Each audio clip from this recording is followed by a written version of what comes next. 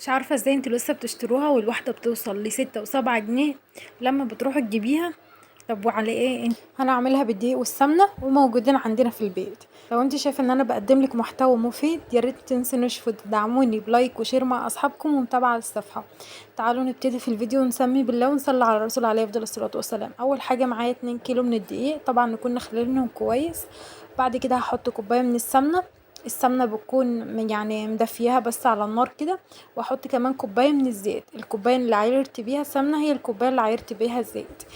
بكفي ايدك بقى كده وهتبسيهم كويس على ايدك لغايه اما السمنه والزيت يتغلفوا كويس اوي بالدقيق. هحط 3 معالق من السمسم، وهحط كمان رشه من الفانيليا عشان تبقى الريحه حلوه كده. وهحط كمان 3 معالق من السكر، وهحط معلقه من الملح. تمام كده. المقادير سهله خالص. واحط بقى عليهم، انا كنت قبل ما اعمل المكونات معاكم دي كنت عامله بقى الخميره كده. حاطه خميره فوريه، كيس من الخميره الفوريه ومعلقتين من الدقيق وقلبتهم مع بعض كده عشان بصوا اعرف ان الخميره بتاعتي شغاله ولا لا. تمام كده. لو فارت معاكي هي كده شغاله خلاص. هتحطي بقى هنا كوبايه من الحليب الدافي. وهستخدم بقى بقيه المقادير بتاعتي، بقيه الكوبايات ميه عادي، يعني حطيت كوبايه واحده من اللبن، وبقيه المقادير بتاعتي ميه. على حسب بقى العجينه ما هتلم معاكي، احنا عايزينها عجينه طريه وفي نفس الوقت مش عايزين نعجن فيها كتير عشان ما تربيش عرق معانا. عايزينها بتكون ناعمه كده وانتي بتاكليها. بس انتي بتلمي كله مع بعضه كده، وبتزودي ميه على حسب ايه العجينه بتاعتك ما هتعوز معاكي، بس على كده. هي اخدت معايا 4 كوبايات من الميه وكوبايه بس من الحليب. ممكن تاخد معاكي ازيد من كده لو احتاجت. شايفين هي القوام بتاعها بتاع العجينه بتاعي بيبقى بالشكل ده. خلاص على كده. هنغطيها بقى ونروح بقى نكون عاملين العجوه بتاعتنا المفرومه، نحط فيها معلقه زبده او معلقه من السمنه. وهنبتدي ان احنا نلينها بس على ايدينا كده ونكورها على حسب الوحدايه انت عايزاها كبيره او صغيره. تمام كده عشان برضو ما تبقاش القرصه معاكي وانت بتاكليها العجوه فيها ناشفه.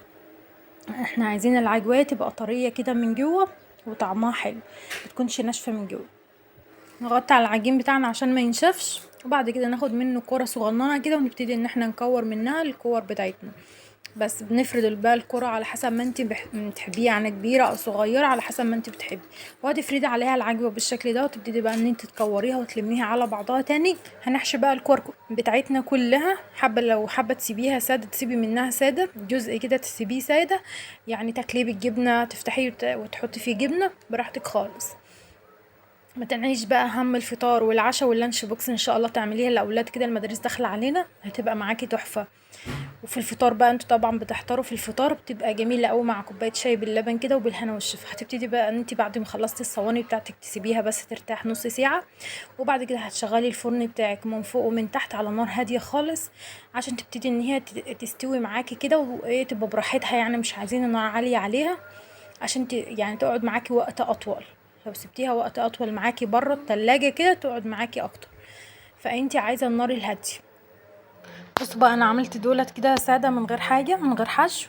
بس كده هدخلهم بقى، انا سبتهم يرتاحوا اهوت يعني من ربع ساعه لنص ساعه كده، تسيبوهم يرتاحوا وبعد كده دخليهم على الفرن على طول، تكوني مشغلاه ياخد اللون الذهبي من فوق ومن تحت بالشكل الحلو ده على نار هاديه.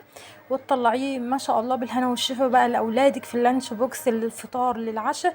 مش هتنعى اهم حاجه خالص، وما شاء الله المقادير بتاعتها مش كتير، وكمان عاملينها بكوبايه من السمنه بس وكوبايه من الزيت، يعني مقاديرها مش كتير خالص. وعاملين كمان 2 كيلو من الدقيق ما شاء الله، وتطلع معاكي كميه قد ايه، يعني بالهنا والشفا لما تجربوها. شايفين اصلا الحشو من جوه الحشوه العجوه معاكي طريه وما شاء الله هي اصلا طعمها تحفه. ان شاء الله تجربوها. وبتمنى لو عجبكم الفيديو وشايفين ان انا بقدم لكم محتوى حلو ومفيد بالنسبه لكم، يا ريت ما تبخلوش عليا بالمتابعه للصفحه واللايك وكلمه حلوه كده، حتى لو هتكتبي لي حرف في الكومنتات بس، ده برضو بيشجعني وبيخلي الفيديو ينتشر للناس تانية تشوف. ويا رب كده يكون عجبكم الفيديو بتاعي النهارده، واشوفكم على خير تاني في فيديو تاني جديد. ومتنسونيش بقى في لايك وشير مع اصحابكم، ولو بتشوفونا على اليوتيوب بتمنى ان انتوا تعملوا اشتراك في القناه. ويا رب تكون القرص بالعجوه الحلوه دي اللي شكلها يفتح النفس دي تكون عجبتكم، وتعملوها وتجربوها وتدعوا لي عليها. مع السلامه.